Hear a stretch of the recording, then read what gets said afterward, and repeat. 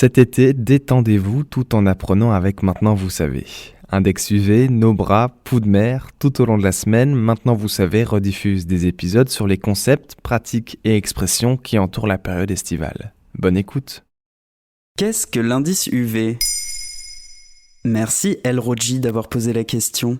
L'été revient, les balades à la montagne et la bronzette dans les parcs aussi. Tout ça avec notre meilleur ennemi, le soleil. On le dit grand danger, source de cancer, mais aussi indispensable à notre bonne santé. Quand on ne sait plus trop sur quel pied danser, il existe comme souvent une échelle pour nous aider. Bingo ! Ici, il s'agit de l'indice UV. Pour savoir à quel barreau de l'échelle s'agripper, intéressons-nous d'abord aux UV, les rayonnements ultraviolets émis par le soleil. Il y a plusieurs rayons ultraviolets que l'on classe selon leur longueur d'onde, UVA, UVB et UVC. Ce sont les UVA et UVB qui parviennent jusqu'à nous. Les UVA pénètrent profondément dans le derme de la peau et sont responsables de son vieillissement. Les UVB, eux, pénètrent moins profondément, mais sont responsables des coups de soleil et brûlures cutanées. Bien plus grave, les ultraviolets A comme B peuvent provoquer des cancers de la peau.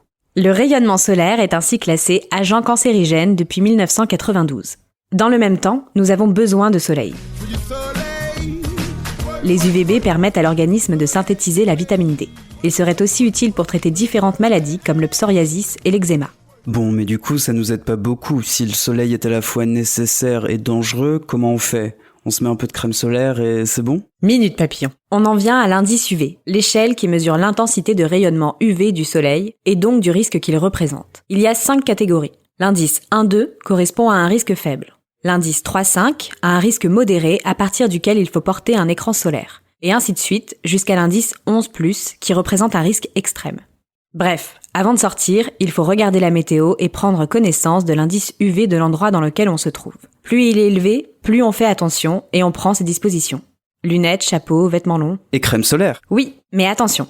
La crème solaire est utile pour éviter les coups de soleil. Cependant, elle ne réduit pas le risque de développer certains cancers de la peau. De plus, elle bloque la synthèse de la vitamine D. Et elle est aussi critiquée pour ses impacts sur le système hormonal et sur l'environnement.